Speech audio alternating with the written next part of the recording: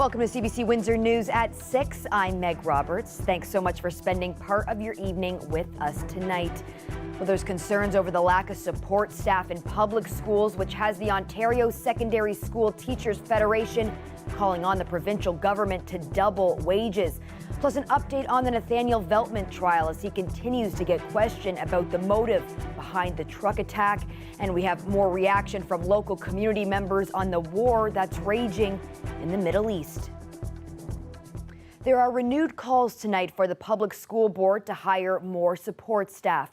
The Ontario Secondary School Teachers Federation says the situation has gotten worse, and without those essential employees in schools, it's causing concerns for kids, parents, and those already doing the job.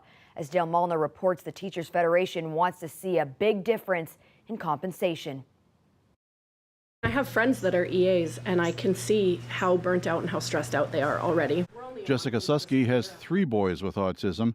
She says the support staff shortages have a big impact on her son's education. It affects their behavior, it affects their grades, it affects their confidence in themselves to be able to do the things that they know they can do with a little bit of support, but they don't have as much support as they need. We need people. I need people. I need qualified, caring, loving people. Fran Van Gent is an educational assistant in Chatham. She says she often has too many children with disabilities to help. So we are spread pretty thin, offering assistance to several. I've learned to multitask very well. Advocates say that early childhood educators in Ontario are the 3rd lowest paid in the country, about $19 an hour. There are 900 educational support workers in the English public school system across Windsor-Essex.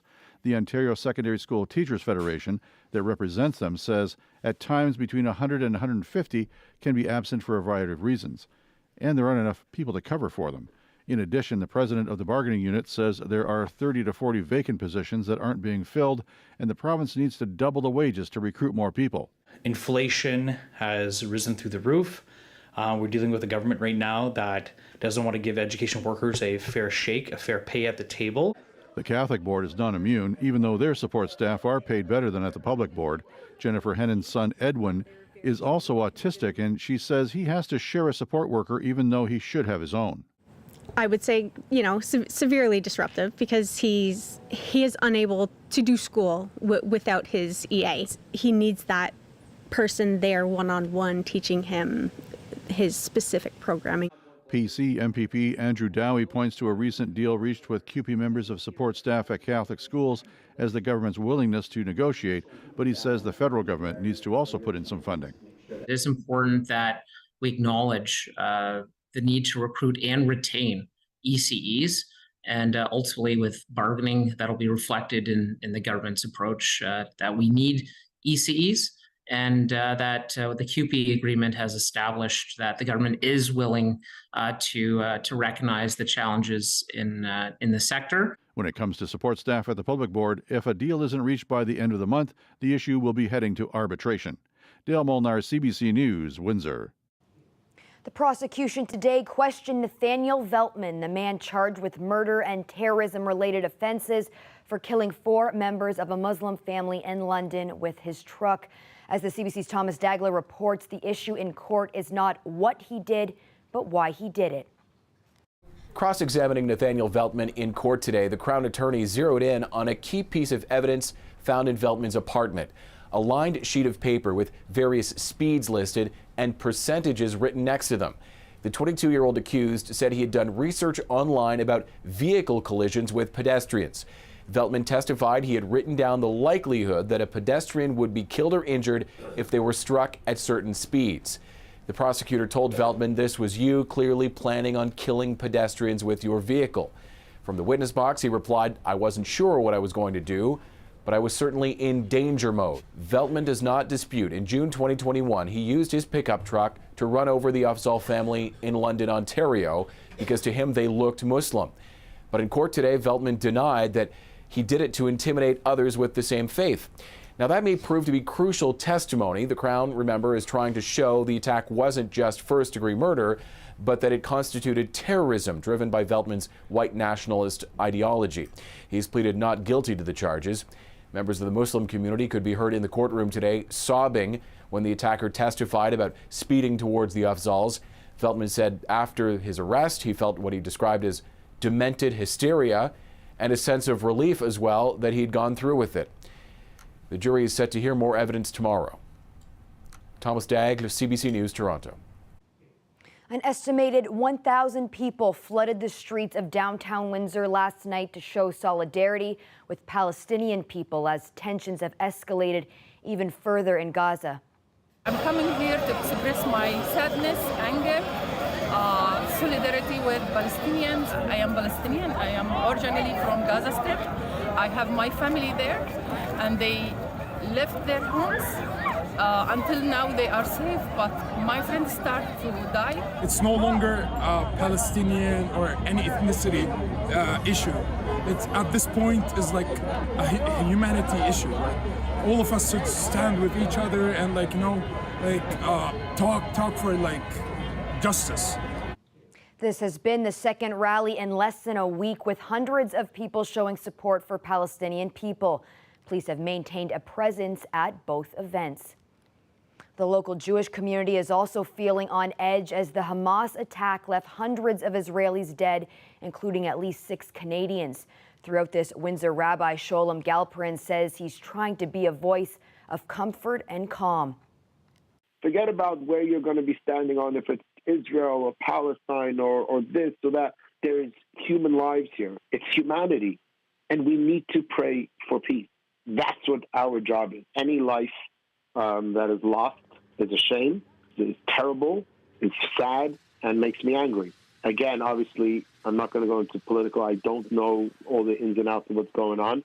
What I do know is that Hamas does not represent the majority of the Palestinian people, and I think we need to call out when we need to call out. Hamas is a terrorist organization. You can hear the full interview with Rabbi Sholem Galperin on Windsor Morning tomorrow. That's on at 7:20 a.m. on CBC Radio 1, 97.5 FM in Windsor. Well, U.S. President Joe Biden is in Israel as charges and countercharges continue over who's responsible for the deadly explosion at a hospital in Gaza. Biden is supporting Israel, but he's hoping U.S. influence can prevent the current war from expanding. CBC's Chris Brown has the details. By morning daylight, the carnage at the Al-Akhi hospital in Gaza was more fully revealed, but did not answer the urgent question of who to hold responsible. The matter threatened to eclipse Joe Biden's much anticipated first ever wartime visit to Israel. The U.S. president quickly laid out where he stood. It appears as though it was done by the other team, not you.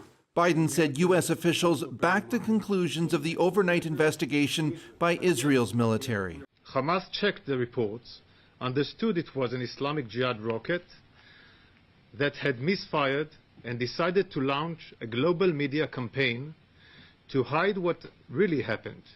Hagari produced a timeline, satellite images, and revealed what Israel says are intercepted conversations, usually classified, between Hamas militants. But some doubt the Israeli explanation.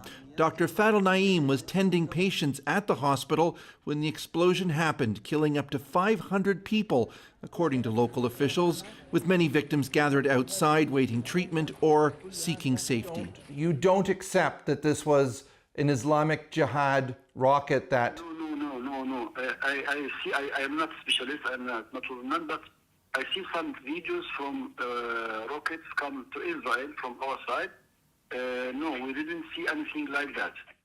A key aim of Biden's visit was to provide comfort, sitting as part of Israel's war cabinet, with assurances that America's military might is nearby if other actors, namely Iran and its proxy Hezbollah, decide to help Hamas. He cautioned Israel needs objectives for any upcoming ground offensive or risk triggering a wider regional war, and that its ongoing attacks, which have killed more than 3,300 Palestinians, come with great risk. Palestinian people are suffering greatly as well.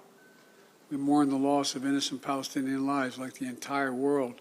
Wide range operation. This Israeli political commentator says he understands Biden's caution, and Israel may tweak its battle plans, but only to a point. But it doesn't mean the Israeli army is not going to go into Gaza, or it's going to allow Hamas, to continue controlling the Gaza Strip. It's simply impossible. One possibly significant development from Biden's visit is that Israel says it will now permit deliveries of food, water, and medicine into Gaza. And tonight, Egypt said it will allow the first 20 shipments of aid through its border crossing at Rafah. Chris Brown, CBC News, Jerusalem. At Queen's Park, two motions connected to the war continue to create division. The CBC's Lorenda Redicott brings us that story. I hope the member will truly apologize. I hope the member will take down the statement. On the same day, the government brought up a motion to censure NDP MPP Sarah Jama. She appeared to double down, pinning the post that's led to outrage to the top of her page. I think that is not only a slap in the face to the Jewish community, but it is also really a direct slap in the face to Parliament to have done it on the day that we were debating this. In her original post, days after the Hamas attacks in Israel, she mentioned Palestinians and the occupation, but said nothing about the deaths in Israel. A day later, adding an apology underneath and condemning the attack by Hamas. The government wants an apology in the House and the post deleted. The opposition leader stands behind her MPP, whose husband is Palestinian. This government is using, in the most callous way and cynical way, the floor of this legislature, the debates that take here, to further inflame hate in this province, and we will not stand for it. A national Muslim organization also supports Jama. I think the government and leaders, our elected leaders, need to be doing more to stop the violence. Instead of concentrating and wasting effort and time on this one tweet, he acknowledged the pain by Jewish people in the province and says Muslims are also hurting, with one person reporting that 50 members of their family were killed in Gaza. He had this message for politicians. We cannot use this horrific conflict where so much pain and trauma is being felt by everyone to score political points. That's as debate continued on the other motion connected to the conflict, to condemn the Hamas attack and support Israel's right to defend itself. And in full and unfettered defense of Israel and in the defense of Jewish people everywhere. Asked why the government wouldn't agree to an amendment to include the suffering in Gaza, as the NDP wanted, the government House leader said he didn't want to water down their motion. That's the CBC's Lorenda Redicott reporting. Now, Windsor Regional Hospital is installing metal detectors at its 2 emergency departments. Those will be in place for 9 a.m. tomorrow morning. Here's what they will look like. The hospital says this new step was promoted by 4 separate incidents in the past year where guns and knives were brought inside the emergency department. They'll be using an AI-based weapons detection system. That means anyone who enters the emergency department does not need to open bags or empty their pockets. Officials say this technology allows them to quickly identify threats without delaying people seeking medical care. They say people who are pregnant or others with implanted medical devices can walk through the detectors safely, and that this AI technology does not use facial recognition. The University of Windsor is calling girls from the age of 14 to 18 from Windsor and London to test the effectiveness of a program called Girls Resist. The program centers around healthy relationships and sexual assault resistance. It's a program that was created by the Canadian Research Chair in Sexual Violence, Charlene Sen, who told CBC she noticed a big education gap when it came to preventing sexual assault. The program has been offered to university-aged women, and Sen says it's been successful. That's why she wants to test it out in a younger demographic. Here's a clip from a student who previously took the training. This kind of knowledge being told to girls before they enter university, that's something that I so wish that I got the opportunity to learn about before moving out and being on my own for the first time, because it is such a transitional period. So when you don't have that prior knowledge, it's almost like entering like an Alice in Wonderland type world. We have no idea what's going to happen. Black smoke filled the sky in Chatham-Kent today. Officials are unsure how rubber railroad crossing caught fire. It happened at the end of Wellington Street East around 1 this afternoon. Chatham-Kent firefighters and emergency services were able to extinguish the fire around 3:30. No injuries were reported. Well, for the last 20 years, a Windsor man has been diligently washing the windows of downtown businesses. You might recognize Al Smith with his bike and mini trailer to haul his various cleaning supplies between jobs. But his bike was stolen earlier this month, and as our video producer Mike Evans shares with us, it's made Al's job pretty difficult. He's been cleaning our windows for the past 4 years. He is one of the hardworking person I've ever met in my life. And the tragedy of someone stealing his bike was very unfortunate because that's how he makes his living. If you check our windows right now, it's always clean. He comes every Thursday to clean our windows, even though he could be resting at home. But he chose to go out to hustle to make money. And now, because of someone's finding his bike, now he can't go around city to make the money that he needs to live right now. 2 Fridays ago, I had my bike and trailer down at the bottom of my stairs. Had some stuff loaded in my trailer, went back upstairs to grab more stuff, come back down, my bike and trailer was gone, stolen. It's a Schwinn mountain bike. Some of the gears skip.